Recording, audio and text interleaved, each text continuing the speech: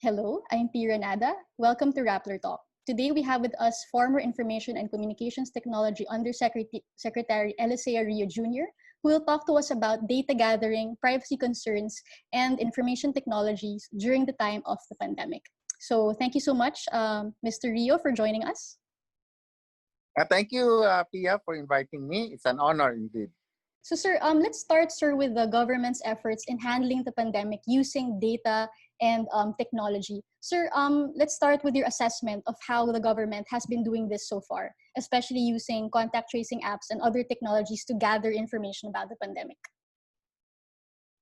Okay, when we had the lockdown sometime March 15, um, uh, I was a little concerned that uh,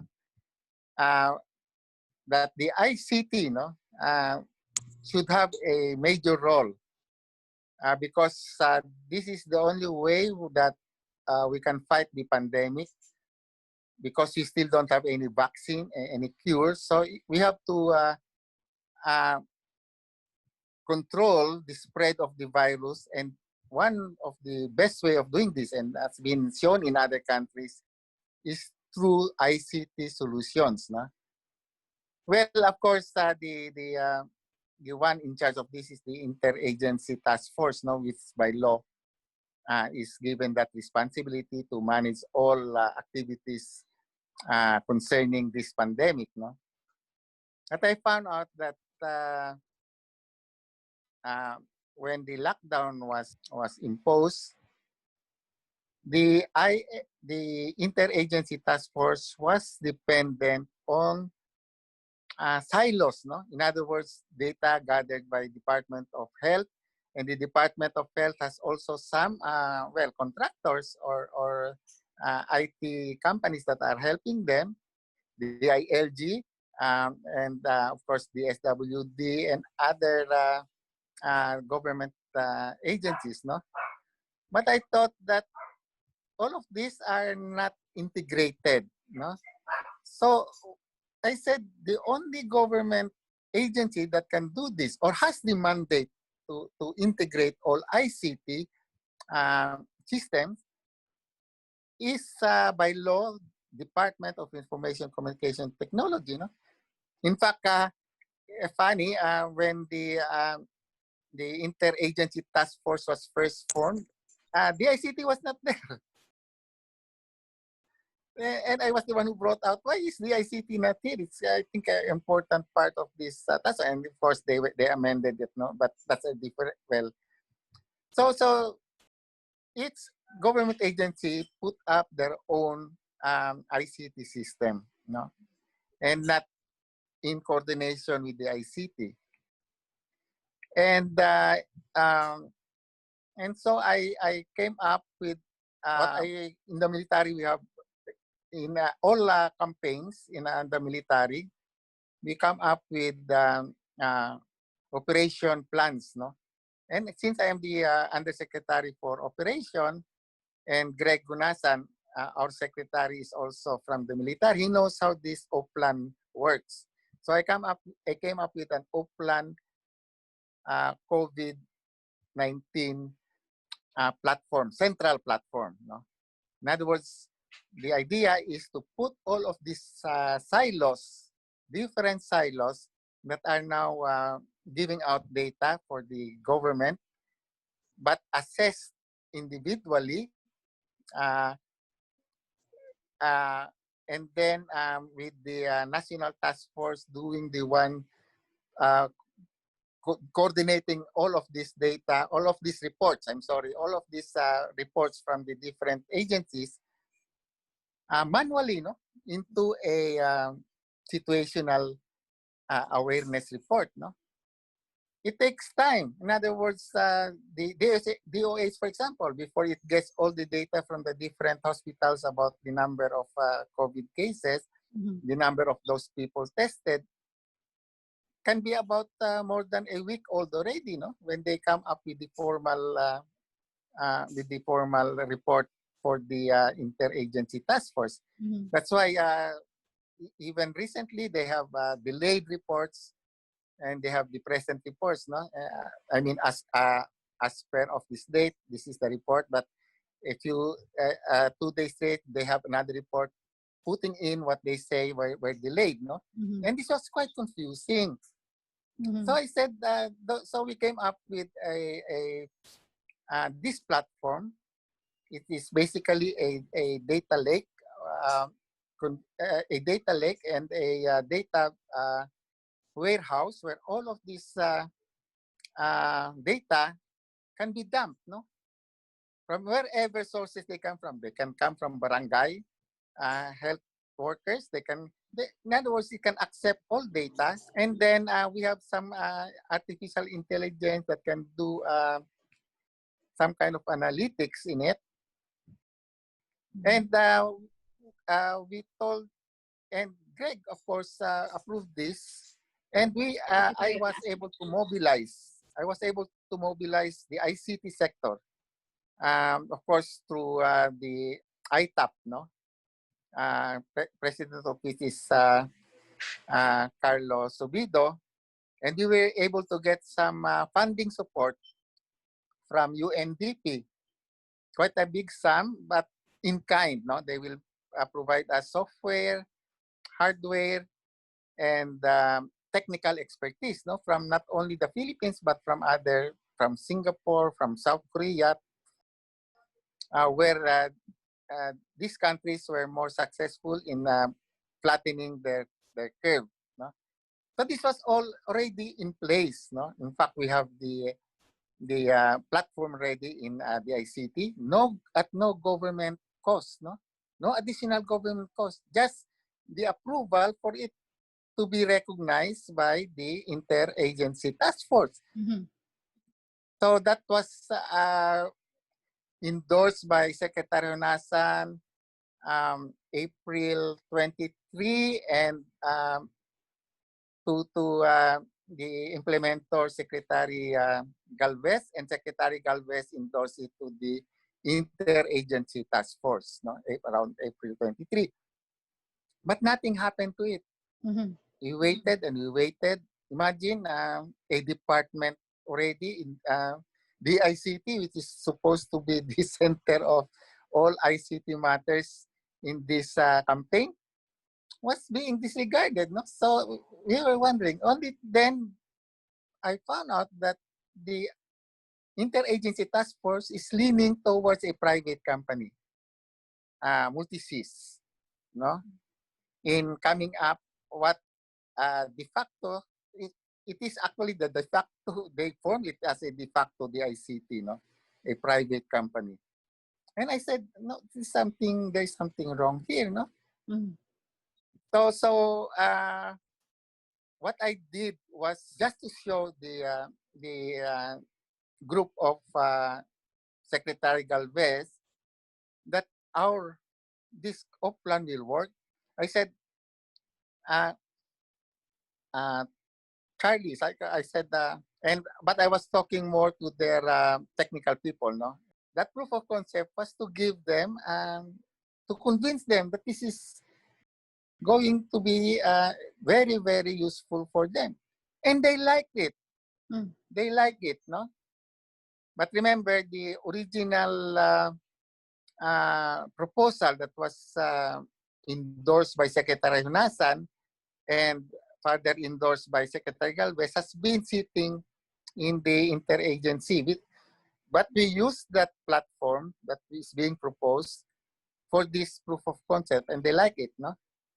And since it's not moving, Secretary Galvez on May 13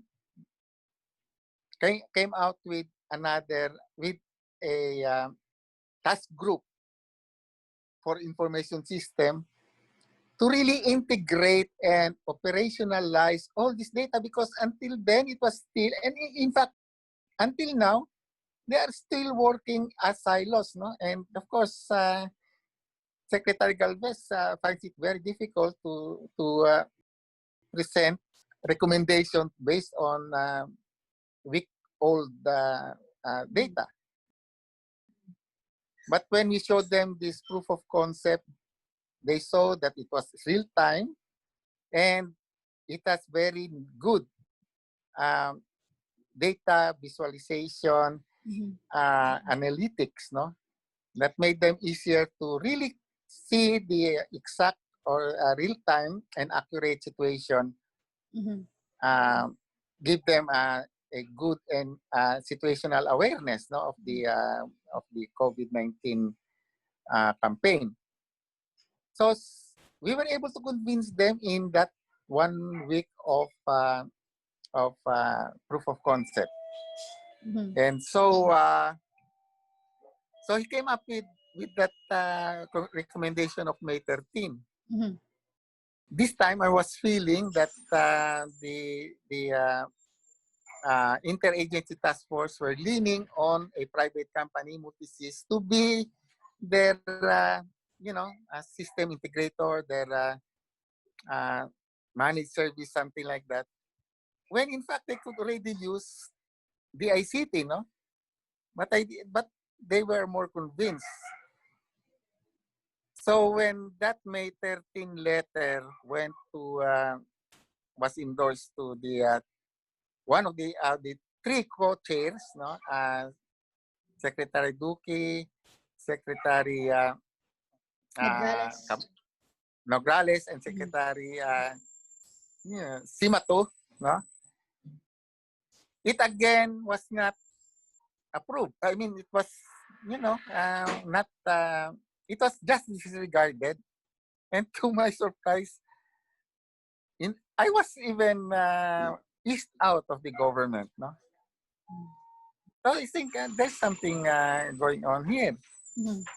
So anyway, I said it's the prerogative of the president. So May 22, my resignation was accepted. I did not. I kept low. Yeah, I accepted it.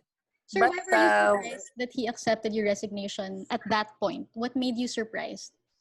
I'm sorry. Because I thought that resignation has been forgotten already, no?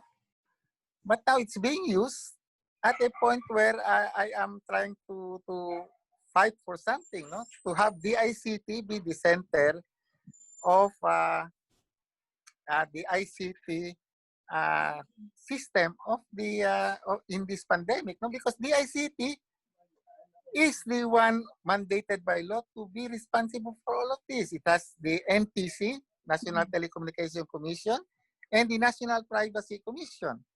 And we have the Bureau of Cybersecurity. So we can take care of all the privacy and cybersecurity issues of all this data. And right now, they are in different silos, no? So anything can go wrong. And sir, why do you think there was a delay in approving your proposal? Is it more to do with a lack of understanding of the importance of big data, or is it more of internal politics? Well, I think it's more of internal politics. I think they are listening to some private companies with vested interest, no? On why do you say, sir, they have vested interest, the Multisys? Well, because in other words, they were put there without any vetting, technical vetting, no? Without participation of the ICT. All of these companies that the interagency task force, they say, but the ICT is represented in the subcommittee of ICT, no, in the ITF.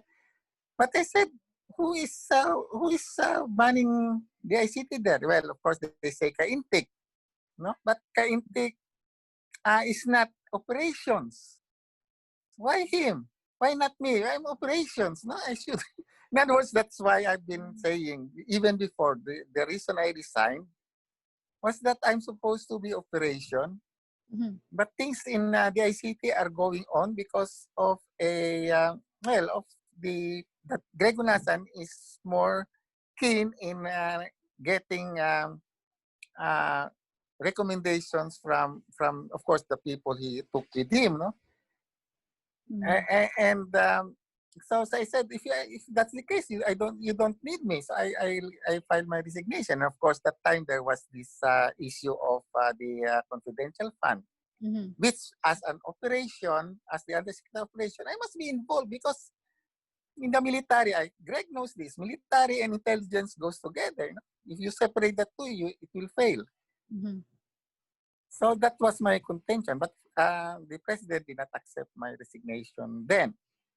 Okay? So it's happening again. Here, Kaintik is pro Almirol. So it's happening again. And in fact, why are you sacrificing or why are you sacrificing the role of the ICT to a private company? Well, Sir, did you get the sense when you filed your resignation with Malacanang that when the president didn't accept it, that he wanted you to stay in the yes. or okay. The message. I was not able to personally meet the president, no. But I was called to Malacanang and we had a long talk with the executive secretary where I pointed out my reasons of why I'm resigning, and the secretary informed me that time that no, the president doesn't want you to resign, and you have to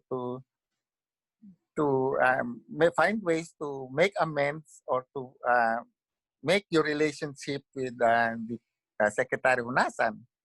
And that's what I did in compliance with the orders of the president. You know, I'm a military man. Whatever my commander-in-chief tells me to do, it's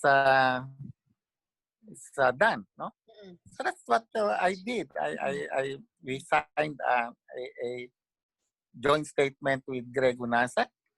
He gave me because one of my complaints was that I was not given any substantial job as operation. He gave me the pilot projects of the ICT, which are the free Wi-Fi and the national broadband program, no? Because we were able, no, to contribute substantially to the committed investment, no, for our country. First time in 2019, BOI reported that the committed investment in our country breached the 1 trillion pesos level. No, first time it happened, and 50% of that 1 trillion came from the ICT sector. No, this was because of the common tower policy and the third telco. No, so we contributed, I think around, if I'm not mistaken, around 508 billion pesos for 2019. No? Sorry, can I just insert myself there? Okay. Sir, you said you had a long talk with the executive secretary after you filed your resignation. Did he also reach out to you before the president accepted your resignation? He did not accept. A few months time? later, yes. No, in fact, he called me and was quite apologetic. No, he called me early morning of May 22, where when the date that the president accepted it was quite apologetic. Said I didn't know about this. No, so somebody or someone manipulated the acceptance of the president of my resignation, and even the executive secretary didn't know. Even Greg Unasan did not know. They were all surprised. Any idea who was behind it? Well, of course, I was against Stay Safe, and the sponsor of Stay Safe is Secretary Esperon. So, man, you don't need to be a detective to know who can be your probable cause. And Esperon and RJ Unasan are very close. I'm sorry, RJ Jacinto is very close. So anyway, but I did not complain anything. I accepted it.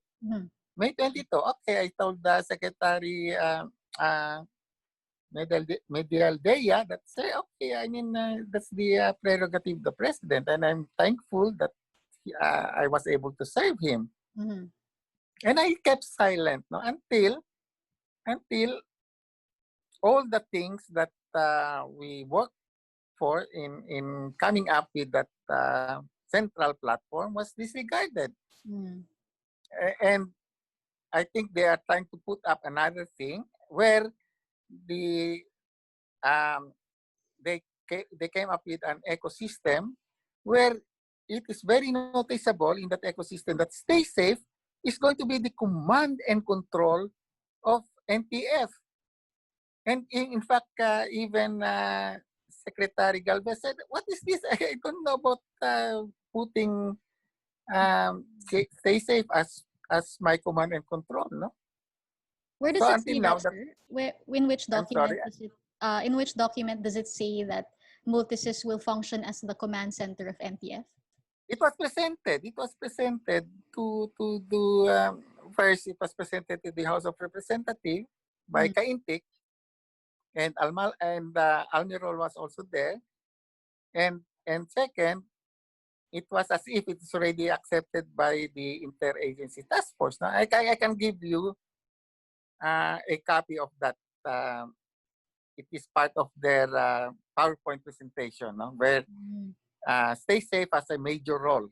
Imagine a private company taking over command and control of the pandemic campaign Mhm.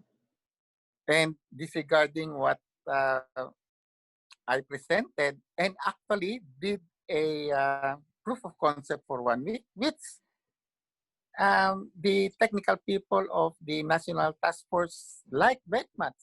Mhm. Sir, And what does it mean? and I'm sorry. Sir, what does it mean when Multisys says that Stay Safe will be the command and control? What does command and control mean? What kind of access will this private It company is get? actually command and control in the military sense is the one, actually it's the operation, no? The operational aspect of the system of Mhm. the campaign. Mhm. Imagine. So well, if you'll notice that almost all of the members, most of the members of the interagency task force are military, no? Mhm. Including Greg Unasan, who's also a member of the task force. So they know these terms. Mhm. So in fact, I was able to attend of the some of the meetings, no, online meetings of the interagency task force, and I can see how confused it is, no, and military people trying to put their opinion over and above doctors, no. Mhm. Doctors in that meeting are saying that they could not use the rapid pass testing because uh, it will give false. Result. In other words, False there is positive. a yeah uh, false positive, no, if it is done in a certain period of time when the antibodies have not yet uh, clicked in, no. So there will be no antibodies against this, no. Mhm. And imagine they say, well, we can always double click it. Uh, it's a military term that, if you want to be sure that you hit the target efficiently, you double tap. I'm sorry, double tap it. In other words, bang bang. Mhm. That's double tapping, Ah, no? just to be sure, And parang ganun. Parang yes, sure so din.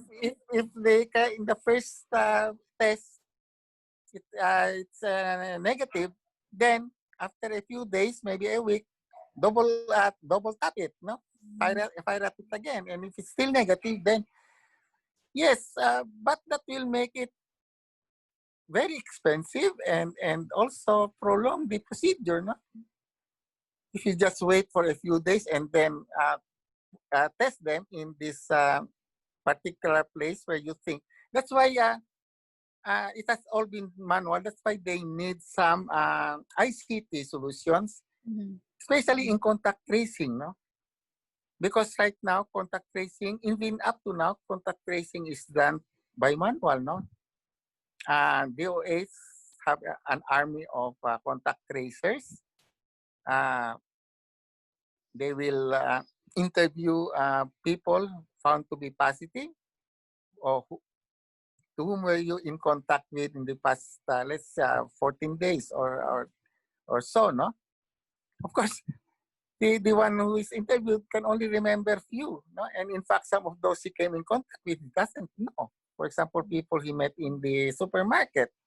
Sir, just to press So on the that's point why, you mentioned about military generals or retired military generals basically making decisions that might not be aided by science. Sir, being a yes, military that's what man, I'm saying. sir, what other Of course, examples are there that they are not themselves, have a basis on science. They are more of tactical men. But of course, they were getting advice from, people who are supposed to be IT experts, no? Or whom they think are IT experts. So this is how the decisions in the interagency task force are being made. mhm, Had you approved what what I have been saying, no? That without even any government expense, have you approved on May 15, and then we go into a modified or in a a general ECQ, we can still maintain this curve because now we have a very efficient monitoring system, mhm, not in silos but integrated. mhm, And then we will have a integrated uh, contact tracing system in place. No, that also will include stay safe there, but not with stay safe oversight. alone. Dapat may Yeah, oversight. Mm. yes, not So, stay sir, safe. And of course, all of this, the ICT will take responsibility for all the privacy and security issues, no? Because we can assure the people, yes, please cooperate now. But here, uh, we will be sure that after this pandemic, all our records will be erased.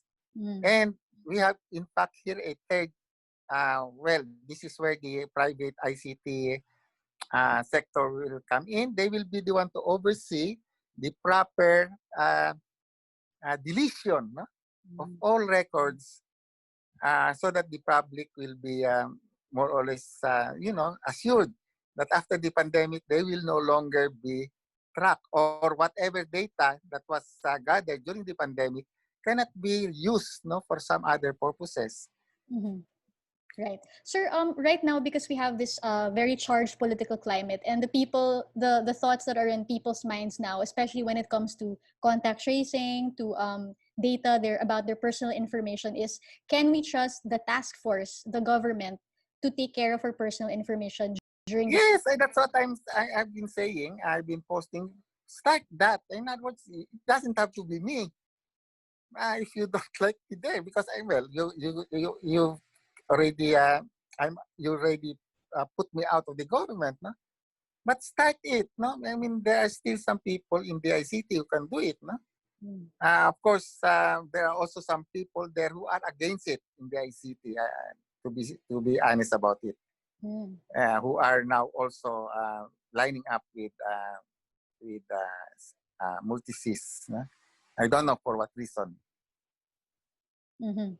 But Sir, in other words, so that's basically why I'm saying that the reason I was eased out of the government is because I am so vocal about this situation, and I'm coming up with a system that will not make multisys exclusive of the ICT system of this interagency task force, mm, which okay. I think by law, no, is mandated to the ICT. No, so anything that does not have uh, the ICT as the main uh, operator of this, can be suspect. Why another? Why another agency? Why a private company? Why not the ICT? Mhm. So let them answer that. Why not the ICT? Well, they say, yeah, Kaintik is there. But what is Kaintik? In other words, here we have a situation where in the Secretary of DICT already came up with a proposal to come to more or less approve my O-plan. No, I can give you copies of that. Mhm. Okay. So, Sir, so Secretary Hunasan came up with that proposal. Secretary Calves endorsed it. But when it reached the interagency task force, nothing was done about it. Who decided now that the main secretary of the Department of Information Communication Technology came up with this plan to integrate and operationalize all ICT data? Why was this not disregarded? mhm. Who said? A private company said, no, we can do better. Yeah, where are they now? Why are the people now suffering, still suffering? Why is the curve still rising if they can do better? No? Mhm. That's why I had to come in, because they are not doing better. In fact, it seems they have other purposes in mind than fighting this COVID-19 pandemic. What makes you say that, sir? That they have another purpose? Because they still insist on their way when very clearly the curve is going up. Why are they're not insisting? Why are they still insisting? Is it to save face? No. In other words, if it's already people's life, it's the country's economy is at stake, your face now is irrelevant here anymore. No? Mhm. Speaking, sir, about other people's concerns during the pandemic, we know also that the president is being asked to sign or disapprove of the anti-terror bill, and it's a piece of legislation that has many people worried. And here we are talking about ICT and possible surveillance. Should people be worried about this bill, given what we see now? They will not be worried if it is under the control of the ICT. But it's not. I'm sorry to say that. So why is it not under the control of the ICT? No, where in that law it says that any surveillance, any technical surveillance, should be done by law, by existing laws, and under the supervision of the department that is mandated by law to protect people from well, from people's privacy against in this world of you know of ICT, Mm-hmm. in the virtual world. Mm. So, sir, But in there are what two kinds ways? of protection. No, there are two kinds of Mm. protection here. Protection in the physical world, where your physical body and physical possession have to be protected by the government, and your protection in the virtual world, where your privacy, where your uh, ICT systems could not be stolen. Your identity could not be stolen, and that is where the ICT comes in. Mm-hmm. So that should be very clear. No, it should not be taken over by other agency, because by law we are the one mandated to do that. And that is one thing that I think other agencies are not so much aware of, or are not giving it so much importance. No? Mm-hmm.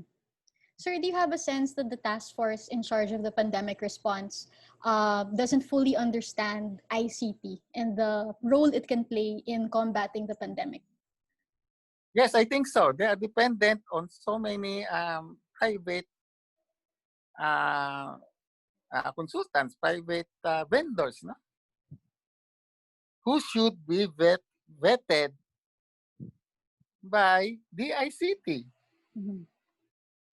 So they cannot even point to one vendor now, or one private company that is now doing some kind of data gathering, or some system for the pandemic that has the tacit approval or has been vetted by the ICT. Mm-hmm. They always say that it has been passed through uh, uh, the sub committee or sub on ICT, no, that is under Kaintek. So I said, okay, Kaintek is not the ICT. I don't know if he's, and again I question, why would Kaintek, if he is the one being relied on for the ICT matters, why was the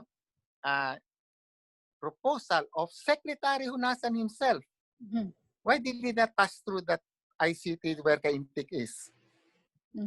Okay. Sir, going to another personality in this whole affair, NSA Esperon, as you said, and we also spoke to him, pushed for Multisys's role in this. Our question here is why is NSA Esperon involved in the pandemic response? Does he take an active role in ICT? From your Well, he's part of the interagency task force now because this has national security concerns. But his concern should be on the physical world, physical security. No? He must not delve on any concerns in what we call the virtual security, no? Or virtual system. Almirol and Esperon have been together since 2016. In fact, when the new administration came in, no? And in fact, I came to know about Almirol because then Secretary Talalima and I were called to the office of Secretary Esperon. And there we were introduced to Almirol. No? And with the strong recommendation to take in Almirol as a consultant of the ICT. That was still during the time of Secretary Salalima, no? Well, yes, Secretary Salalima said, yes, we'll think about it. And nothing, because Esperon and Almirol were doing some technical intelligence surveillance projects, no, at that time. So that might need some support from the ICT in terms of, let's say, on the telecommunication infrastructure, for example, no? So he said he'll think about it, but of course you have to stick with the mandate of the ICT, no? I have been an intelligence man. I know how important some of this data that we can get from telecommunication companies in running after our targets, no? But we have to get them in the legal process, which we have to go to court and things like that, no? So I can see here now that in this Stay Safe, collecting millions of cell phones with their location, supposedly for contact tracing. But until now, I challenge them to produce a actual case of a person that was traced through Stay Safe. No, they say there's still some problems. But why are you now collecting and making yourself, to the interagency task force that is very dependent on this for its on trying to level or bring down the spread of the virus, that it is already okay. When in fact, until now, it's not. Well, thank you, sir, for those insights. And we think that we hope that people will be more aware of what we can do with technology to combat the pandemic and other threats to our democracy. So thank you, sir. Thank you so much for joining us. And this has been P. Renada. And we have been on Rappler Talk talking about the issues surrounding ICT and the coronavirus. Thank you for watching.